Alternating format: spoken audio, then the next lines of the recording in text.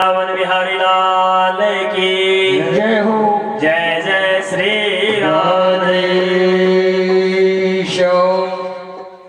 सूत जी महाराज कहने लगे, यस्साम वैष्णोणायाम कृष्णे परम पुरुष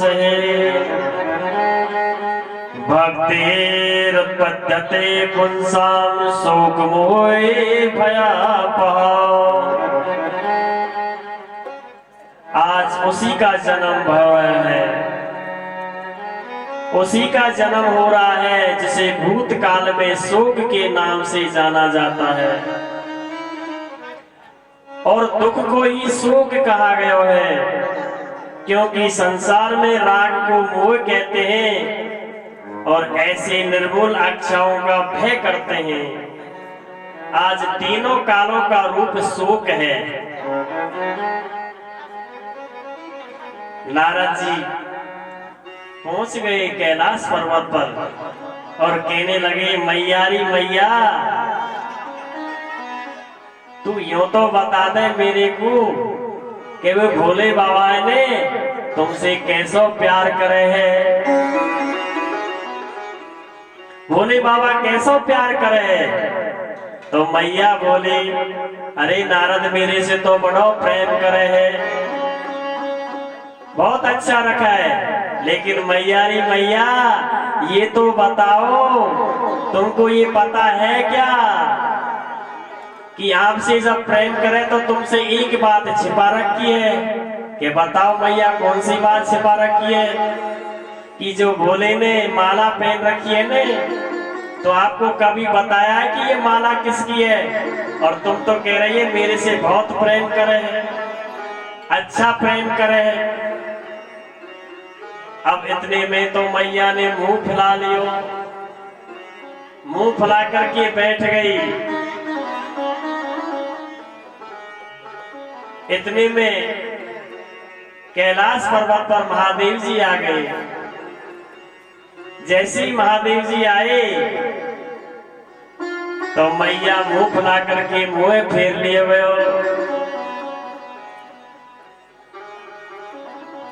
भगवान कहने लगे, देवी आपने ऐसे कैसे बैठी हो उदासी? देवी मन नहीं रही है, कभी इधर को मुंह मोड़ लेती है तो कभी इधर को मुंह मोड़ लेती है। महादेव जी समझ गए नारद कुछ गड़बड़ी करके चले गए, ये नारद का काम है। अरे देवी ये तो बताओ, आपने मेरे से ऐसा मुंह कैसे मोड़ रखो है? कि देव तुमने मेरे से एक बात बहुत ही छिपा रखी है कि भाई बताओ तो सही क्या बात है? कि जो रुंडन की माला पहन रखी है ने, कभी आपने ये बताई नहीं कि ये माला किसकी है? कि देवी आप समझ नहीं पाई, ये तुम्हारे ही मुंडन की माला है। तुमने 108 बार जन्म लिया और मरा है, तुमको याद नहीं है, क्योंकि मैंने तो अमर कथा सुन रखी है। अमर कथा कोई दूसरी नहीं है, श्रीमद् भागवत कथा ही अमर कथा है, इसलिए मेरे को याद रह गई है। पार्वती जी कहने लगी, भगवान मुझे भी अमर कथा सुना दीजिए। कि ऐसे वैसी कथा नहीं सुनाता हूं, ये कथा तो बिल्कुल एकांतवास में कथा सुनाई जाएगी, जहां पर कोई जीव नहीं होगा, कोई भी जीव नहीं होना चाहिए। जंगल में चले गए और महादेव जी पार्वती को कथा सुना रहे हैं। चारों तरफ देखा और कथा सुनाना शुरू कर दियो। जैसे पहला स्कंद सुनाया, दूसरा स्कंद सुनाया, तो एक अंडा पड़ा हुआ था, बिलगित अंडा, जिसमें प्राण आ गए और सुख जो तोता कहते हैं उसका बच्चा पल रहा था। अंडे में से बच्चा निकाल करके और हुंकारी भरने लगा। पार्वती को नींद आ गई और हुंकार भरते गए और जैसे ही 12वां स्कंद शुरू हुआ तो पार्वती की नींद टूट गई। कहने लगी भगवान क्या? भगवान सोचने लगे कि ये कथा किसने सुनी, हावी भी भरता जा रहा था। तो उसने जैसे ही देखा तो एक तोता उस कथा को सुन रहा है। अब तो भगवान त्रिशूल लेकर के उसके पीछे दौड़ रहे हैं। दौड़ते दौड़ते भगवान पीछे पीछे आगे तोते का बच्चा उड़ता चला जा रहा है। इधर व्यास जी महाराज की कुटिया, जिसमें उसकी पत्नी पिंगला, जिसे विटी का नाम से जाना गया है, व्यास जी की पत्नी वहीं पर भ्रमण कर रही थी। और जैसे भ्रमण कर रही थी तो तोते को और कुछ दिखाई नहीं दिया। जैसे उवासी ली, तोता उसकी उवासी के साथ में पेट में चला गया। भगवान पहुंच गए त्रिशूल लेकर के। व्यास जी महाराज से कहने लगे अरे तूने मेरे चोर को पकड़ रखा है, बताइए वो चोर कहाँ है? वो कहने लगे भगवान मेरे को क्या पता चोर कहाँ है। कह नहीं नहीं, आपके यहाँ आकर के छिपा है, उसने मेरी अमर कथा सुन ली है। तो भोले से अरज करने लगे भगवान अरे जिसने अमर कथा सुन ली है तो उसको मारने वाला कौन है? उसको आप मार नहीं सकते। जिसने अमर कथा सुन ही ली तो उसको कौन मार सकता है? अरज करने लगे। अरज की, भगवान से विनती की तो भगवान समझ गए कि जिसने कथा ही सुन ली है तो अब उसको मार करके क्या करेंगे, मर भी नहीं सकता। तो भगवान निराश होकर के कैलाश पर्वत पर चले गए। 12 साल हो गए लेकिन सुखदेव बाहर नहीं आ रहा है डर के मारे। व्यास जी महाराज कहने लगे बेटा बाहर आ जाओ, बेटा बाहर आ जाओ, लेकिन बेटा बाहर नहीं आ रहा है। कहने लगा बाहर तो आ जाऊंगा लेकिन मेरे को माया नहीं लगनी चाहिए। आज भगवान से अर्ज कर रहे कि माया जैसे ही लग जाएगी तो मेरे का आपको नाम नहीं भाएगा, क्योंकि जिसके माया छाई हुई होती है ने उसको भगवान का नाम भाता ही नहीं। कसूर सड़बड़ सड़बड़ लगे ही रहते, दूसरे की इतकी बितकी लगे रहेंगे लेकिन भगवान का नाम नहीं जप सकते। उसने कहा कि माया नहीं लगनी चाहिए। कबीरदास ने ये भी कहा है कि माया मरी ने मन मरा, मर मर गए शरीर, और आशा तृष्णा ना मरी तो कत गए शांत कबीर। मेरे को माया से परे होना चाहिए, माया अलग होनी चाहिए। आज माया का स्वरूप देख करके जो सुख माता विटिका के पेट के अंदर है वो अर्ज कर रहा है, विनती कर रहा है भगवान।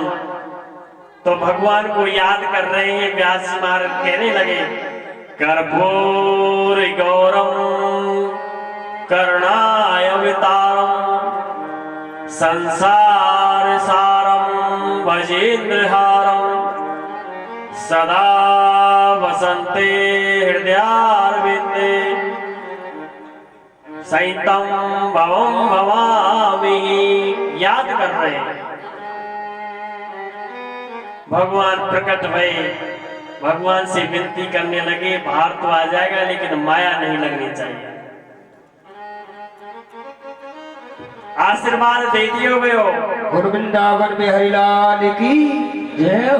आजा सबरिया, आजा सबरिया, आजा सबरिया, आजा सबरिया, सुनी है भारी नगरिया, आजा आजा सबरिया।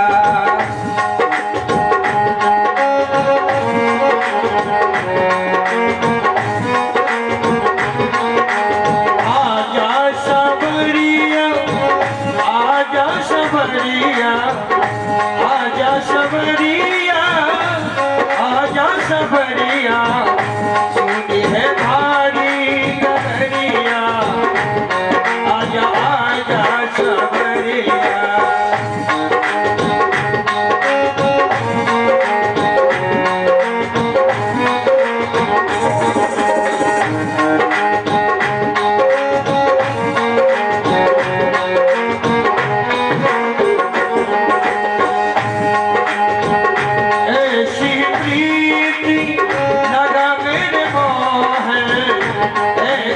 वीरी लगावे रे मोहन, तेरे बिना मैं बन गई जोगन, तेरे बिना मैं बन गई जोगन, आके दरस दिखा जा, आजा आजा सावरिया, है बोल बनिया, आजा आजा सबरिया।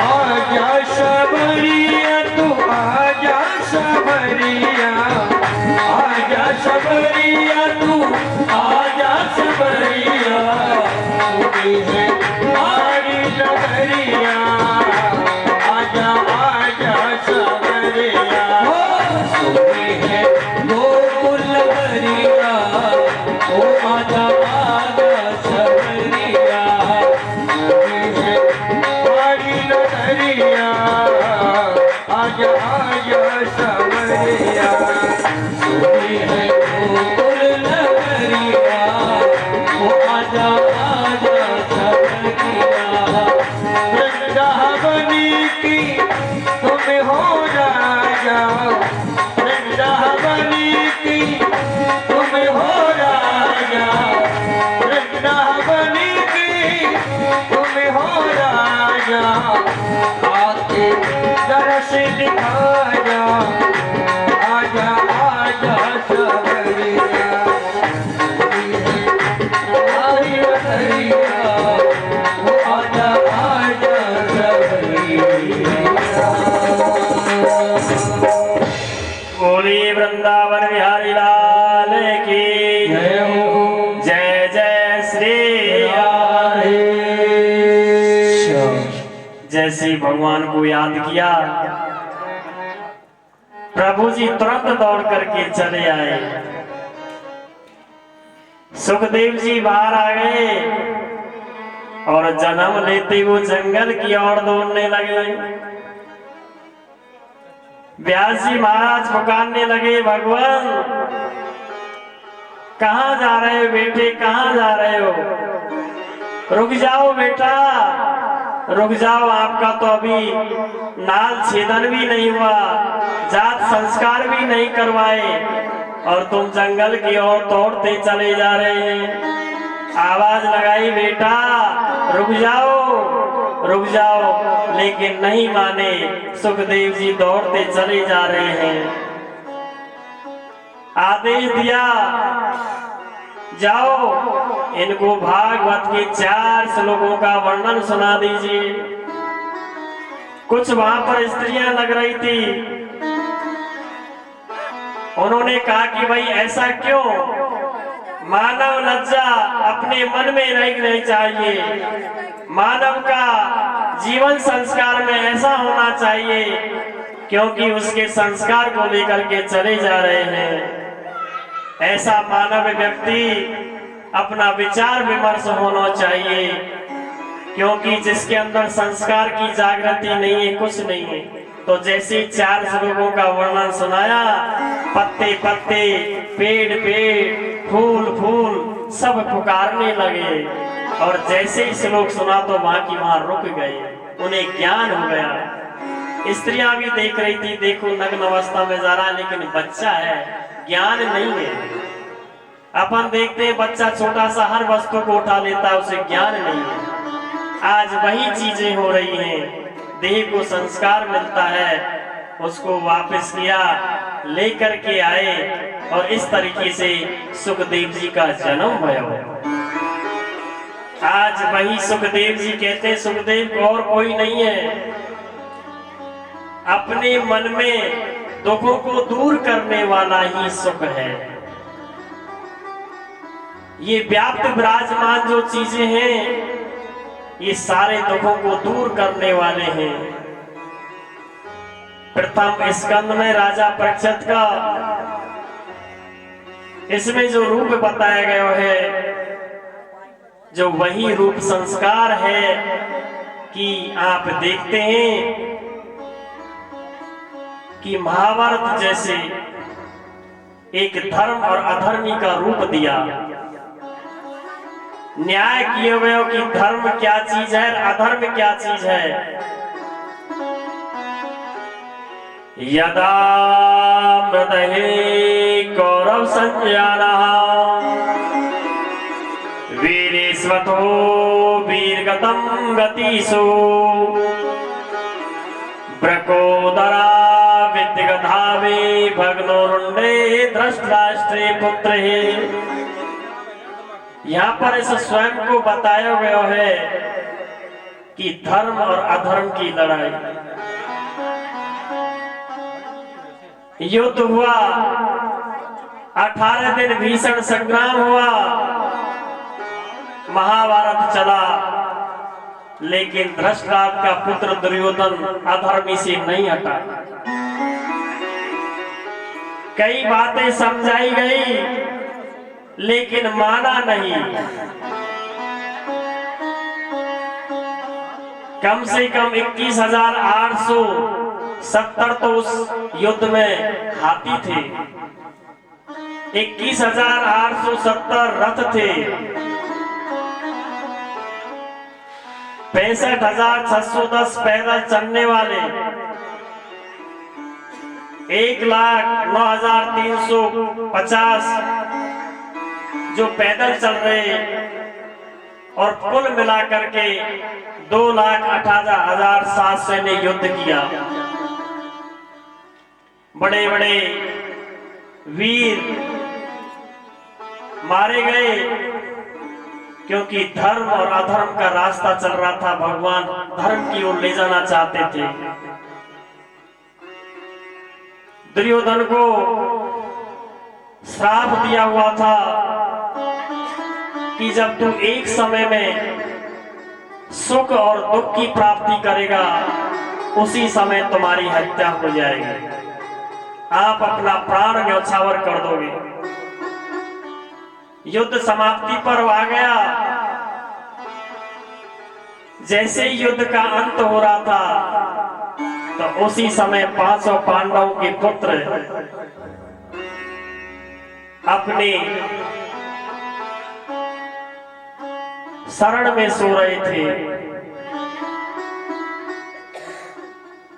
उन्होंने कहा कि अश्वत्थामा नाम का एक द्रोणाचार्य का पुत्र था,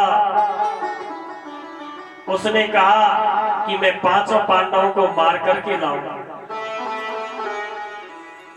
आज यहाँ राजा परीक्षित की शुरुआत होती है। आश्वासन दे दिया, दुर्योधन को इस बात का आश्वासन दिया, तो कहा जाओ और मार करके लेके आओ। शिविर में और कोई नहीं थे, केवल 500 पांडवों के पुत्र सो रहे थे। अश्वत्थामा ने समझा यही 500 पांडव हैं, तो 500 पांडवों की जगह 500 बालकों के सिर को लेकर के आ गया और कपड़े में बांध करके उनके सामने रख दिया दुर्योधन के, ले मैंने 500 पांडवों का वध कर दिया है। तो दुर्योधन एकदम हंसने लगा, प्रसन्न हो गया। और जब उसने देखा, ओहो तुमने तो बाल हत्या की है, बहुत अन्याय किया, तो उस समय उसे दुख हो गया। तो सुख भी हो गया और दुख भी हो गया, तो ये श्राप भी उसका पूरा हो गया। भीम को जब पता लगा कि हमारे 500 पुत्रों का वध कर दिया है, तो भीम उसे मारने के लिए दौड़ा। तो द्रौपदी वती करुणा में है, क्योंकि दयालुता जहाँ करुणा में है, उसने कहा ऐसा मत करिए। सांत्वना देने लगे, धीरज धारण करने लगी, रुक जाओ, ऐसा मत करो, क्योंकि ये आतताई है, इसने बड़ा पाप किया है, मैं इसे छोड़ूंगा नहीं। द्रौपदी ने करुणा में से पुकारा, आप ऐसे मत मारो, ये पंडित है और पंडित का वध करना ऐसा गलत बताया गया है। तो यहां पर कहने लगे ब्रह्मा वर्धुनाहंत्यपः आदिताई वरदारण, कि ऐसे अत्याचारी को मारने में कोई दोष नहीं है, ऐसे आतताई को मारने में कोई दोष नहीं माना गया है। अग्नि अदोग्रक्षवा शस्त्र प्राणी धनापहा क्षेत्रदाराप्ता जय पड़ते हादता याइनहा। नीति के अनुसार ऐसा बताया गया है कि आग लगाने वाला, जहर देने वाला, बुरी नियत से शस्त्र धारण करने वाला, भूमि को छीनने वाला, स्त्री को छीनने वाला, ऐसे आतताइयों को कभी छोड़ना नहीं चाहिए। उसको मारने में कोई दोष नहीं है। भगवान बोले अर्जुन जाओ और इसका वध करो। उसके सामने दौड़ करके जैसे ही चला तो अश्वत्थामा ब्रह्म शस्त्र का ज्ञान जानता था, उसने ब्रह्मास्त्र का प्रयोग कर दिया। इधर अर्जुन भी ब्रह्मास्त्र का प्रयोग जानता था, तो दोनों ओर से ब्रह्मास्त्र चला दिए गए। तुरंत वेद व्यासी प्रकट भये। यदि ब्रह्मास्त्र चला दिया गया तो सारा भूमंडल नष्ट हो जाएगा, इसमें कोई बचेगा नहीं। व्यासी महाराज कहने लगे अर्जुन अपना ब्रह्मास्त्र वापस ले लीजिए। अर्जुन ने तो ब्रह्मास्त्र वापस ले लिया, लेकिन अश्वत्थामा अपना ब्रह्मास्त्र वापस लेना नहीं जानता था, उसके पास ये विद्या नहीं थी। व्यास जी महाराज कहने लगे इसे अरण्य जंगल में भेज दीजिए जहां पर कोई भी जीव नहीं हो। लेकिन उसने जंगल में नहीं भेजा और उत्तरा के पेट में पल रहा राजा परीक्षित उसके ऊपर छोड़ दिया गया। जैसे ही वो ब्रह्मास्त्र छोड़ा गया, उत्तरा ने कहा कि हे प्रभु, हे ठाकुर जी, आज मेरी रक्षा करो, आज मेरी रक्षा करिए। पूरा बीज वंश पांडवों का नष्ट हो जाएगा, कोई बीज नहीं बचेगा, इसलिए भगवान आज मेरी रक्षा कीजिए। तुरंत गोपाल को पुकारा, क्योंकि गोपाल तो बड़े दयालु हैं। दौड़ करके भगवान ने सुदर्शन चक्र चलाया और उत्तरा की रक्षा की, और सुदर्शन चक्र के द्वारा ब्रह्मास्त्र को नष्ट कर दिया गया। और राजा जो परीक्षित पेट में पल रहे थे वो सुरक्षित बच गए। आप कहते हैं कि भगवान बड़े दयालु होते, कहां दयालु नहीं होते। द्रौपदी का जब चीरहरण हुआ उस समय सारी सभाएं बैठी हुई थी, उसको दुशासन नीच नग्न कर रहा था। उसी समय उसने पुकारा, पांडवों को पुकारा, क्योंकि पांडव बंधे हुए थे, नीची गर्दन कर ली कि मेरी रक्षा करो। लेकिन कोई पांडव नजदीक नहीं है। पिता में भीष्म जैसे, गुरु महाराज कृपाचार्य, द्रोणाचार्य बहुत बैठे हुए थे, सबको पुकारा, लेकिन कोई नजदीक नहीं है। धृतराष्ट्र से कहा कि भगवान तुम तो मेरे कुल के ससुर हो, मेरी रक्षा करो, मेरी रक्षा करो। लेकिन तब भी कोई नजदीक नहीं आया। सब भी वहां पर बैठे हुए थे, सबको पुकारा, लेकिन कोई नजदीक नहीं आया। उसने आकर कहा मेरी रक्षा करेगा तो मेरा नीली छतरी वाला भगवान करेगा। उसने दौड़ करके भगवान को याद किया, प्रभु जी आपके बिना मेरा लज्जा रखिए, प्रभु लज्जा रखिए, मुझे नग्न किया जा रहा है। अरे मेरा कोई न सहारा बिन तेरे, गोपाल सवरिया मेरे, कोई न सहारा बिन तेरे, गोपाल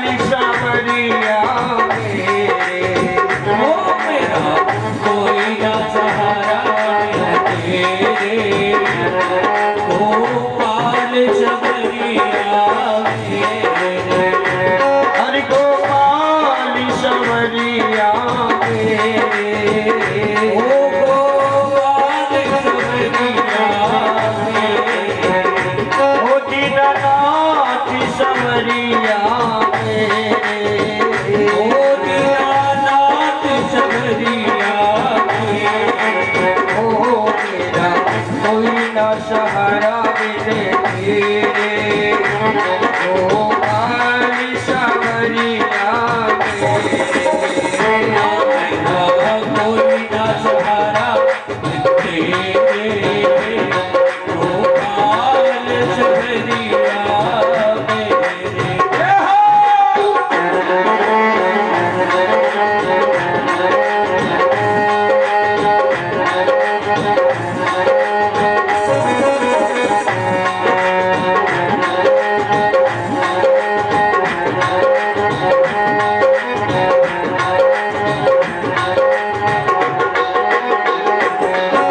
तुम दीन बंधु हितकारी, ओ तुम दीन बंधु हितकारी, तुम दीन बंधु हितकारी, ओ प्यारे दीन बंधु हितकारी, हम आए शरण तुम्हारी, ओ हम आए शरण तिहारी, ओ जन्म मरण के तेरे, गोपाल सावरिया मेरे हो, मेरा कोई ना सहारा तेरे, नंदलाल सबरिया मेरे, दीनानाथ सावरिया मेरे, ओ दीननाथ सबरिया मेरे, दीनानाथ सावरिया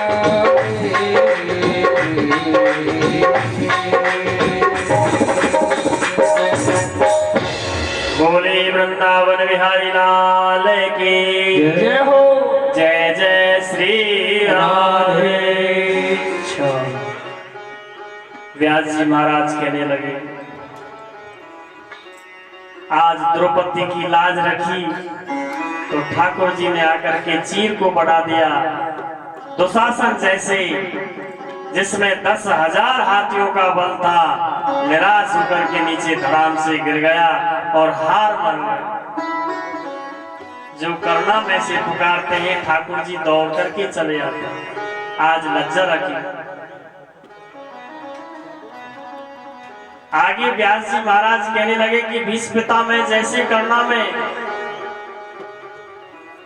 थे तो वे अधर्मी के साथ में, क्योंकि उन्हें श्राप लगा हुआ था। एक समय जिसको चाकलैंड के नाम से जाना जाता है, एक सर्प होता है, तो उसने उसी खेल ही खेल में अपनी बाण से उसको कांटों की जो झाड़ था उस पर उसको फेंक दिया। 18 जन्म में जाकर के उसकी मृत्यु हुई।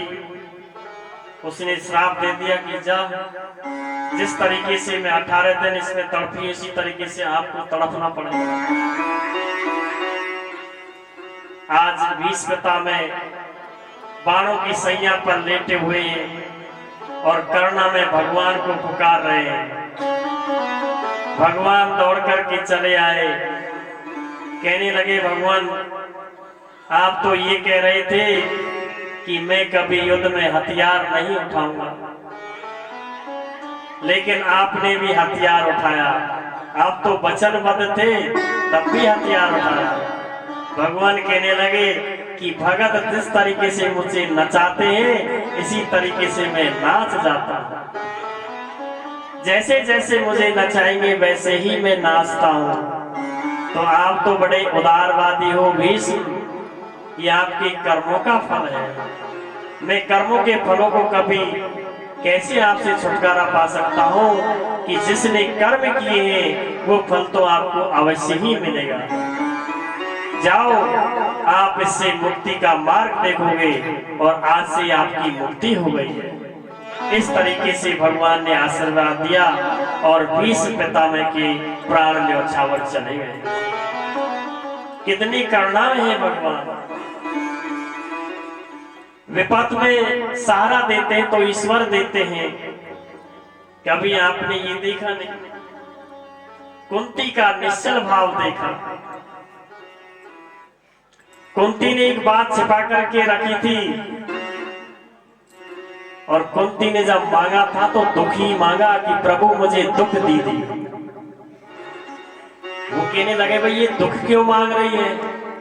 सबने तो, कोई तो मांगता है धन मांगता है, कोई बेटा बेटी मांगता है, कोई और कार्य को सिद्ध करने के लिए मांगता है, लेकिन कुंती ने दुख मांगा है। तो वो कहने लगी भैया कि जब मुझे दुख होगा तो तुम याद आओगे। तो कहा गया कि दुख में सुमिरन सब करे, सुख में करे ने कोई। अरे जी सुख में सुमिरन करे तो दुख काहे को हो। भगवान कब याद आता है? जब दुख होता है। विपत्ति में तो भगवान को याद करते हैं, लेकिन जब प्रसन्नता होती है तो भगवान को भी नहीं पूछते हैं। जब भगवान कहता रे वारे मानव तू किस तरीके से चलता है, तो कुंती ने केवल दुख ही मांगा था, अपने उसको याद करने के लिए दुख मांग लिया। लेकिन उसने एक बात छिपा करके रखी कि मेरे 6 पुत्र हैं, कर्ण भी मेरा पुत्र है। क्योंकि सूर्य को मैंने झूठा समझा था तो एक मंत्र को साफ करने के लिए मैंने मंत्र बोल दिया और मेरे कुंवारी के गर्भवती रह गई। तो लोग निंदा करेंगे, इसलिए मैंने गंगा में बहा दिया। बेटा ये मेरा है, इसलिए आप अग्नि। तो धर्मराज ने कहा कि जा, आज के बाद तुम्हारे मुंह से कोई बात रुकेगी नहीं। तो आज के बाद माता बहनों के बातें नहीं रुकती। तुरंत जाकर के कहेंगे जी फलाने ने ऐसे कही, तू की जो मैं तेरे भिया की समझ है, भिया ने का समझ रही। जाकर के फिर वहां से कह देगी, वो वहां से कह देगी, तो वो बात बढ़ के चली जाए। क्योंकि ये श्राप लगा हुआ है। राजा धर्मराज युधिष्ठिर ने ये श्राप दे दिया कि जाओ, आज के बाद तुम्हारी मुंह में बात रुकेगी नहीं, जो आज माता बहनों की बातें रुकती नहीं। चाहे कैसा भी हो, पति कितने भी समझा दे, इसलिए पति को ऐसी बातें नहीं बतानी चाहिए। वो जाकर के जरूर कहेंगे, वही भेद आकर के खोल देंगे, वही नासवान बन जाती है। तो ऐसी बातों को छिपा करके इसलिए रखता। तो ये जो बातें बताई गई हैं, करनी करना है। भीष्म पितामह जैसे तर गए। भगवान पितामह के अंतर्भाव से ये समझ गए, देखो पीड़ा पीड़ाई होती है। कुंती के भाव को समझ गए, भक्तों के भाव को समझ जाते हैं। तब हमारे विपत्ता आती है तो भगवान को हम दौड़ करके याद करते हैं, क्योंकि ये भगत के ही बस में है भगवान। आज अपन बैठे हैं, किसी को लेकर के बैठे हैं, कोई बात को मन में लेकर के बैठ जाते हैं, लेकिन जहाँ कथा भागवत सत्संग होती है ना, वहां उसको सुन नहीं पाते, वो भाता नहीं है। दूसरी बातें होती ने तो सुबह से लेकर के शाम हो जाती, लेकिन वहां से खड़े नहीं होते। लेकिन जब कथा और भागवत होती है ना, तो वो भाती नहीं है। क्यों नहीं भाती है? क्योंकि उनके अंदर विकार भरे हुए हैं। और जब ये विकार पार हो जाएंगे, तब जाकर के भगवान को याद करेंगे। हर सुख में सुमरन कोई नहीं करता, सुख में सुमरन कोई नहीं करता, दुख में रटे तमाम हरि हरि तेरो अजब निरालो। हरि तेरो अजब निरालो।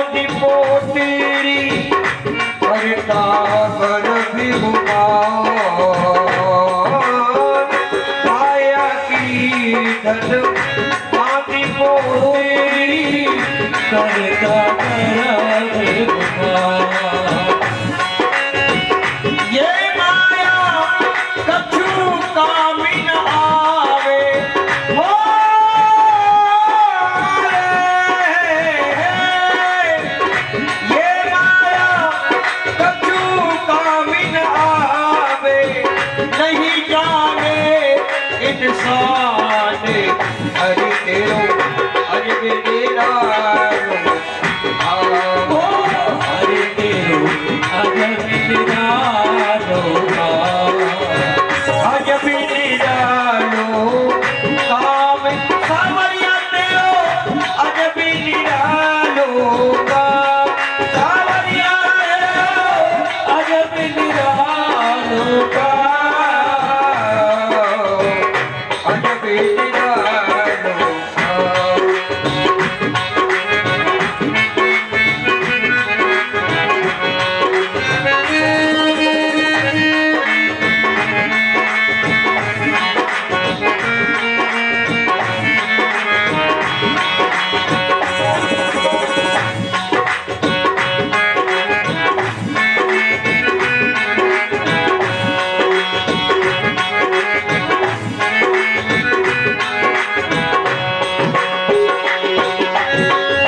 मालिक मेरा सब कुछ मेरा जो भोला इंसान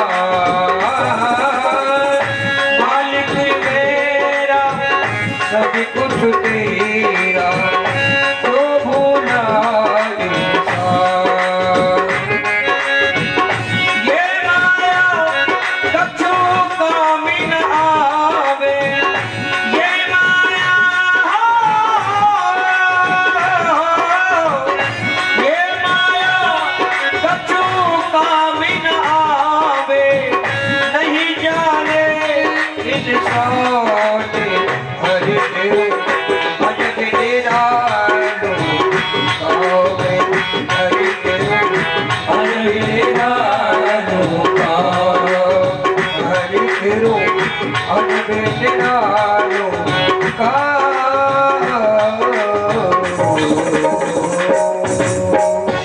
बोले वृंदावन बिहारी लाल की ये हो नाही जरूरत नाही जरूरत नाही जरूरत नाही जरूरत प्रभु से कहा देने की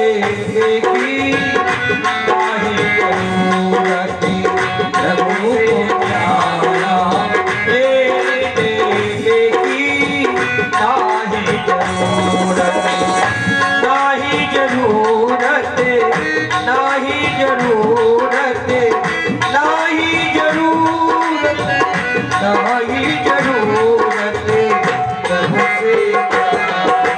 से प्रेम की नाही जरूरत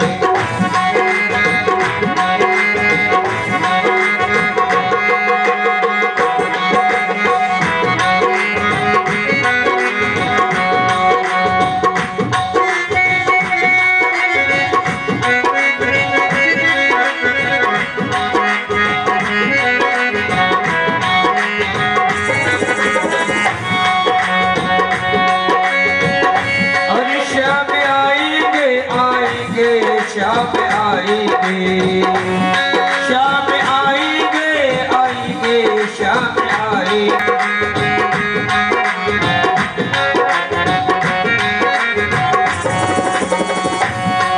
श्याम आएंगे तो आंखों नानी पाओगे ओ श्याम आएंगे तो रंग नाच पाओगे ओ श्याम आएंगे तो अंगना निभाओगे ओ श्याम आएंगे तो रंग नाच पाओगे ओ रोटी पोषे में दिवाली मनाओगे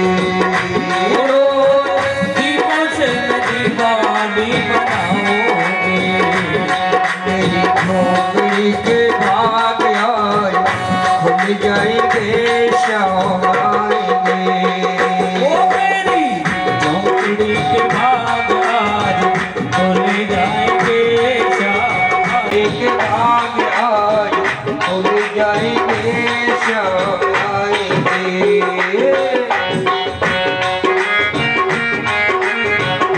खुल जाएंगे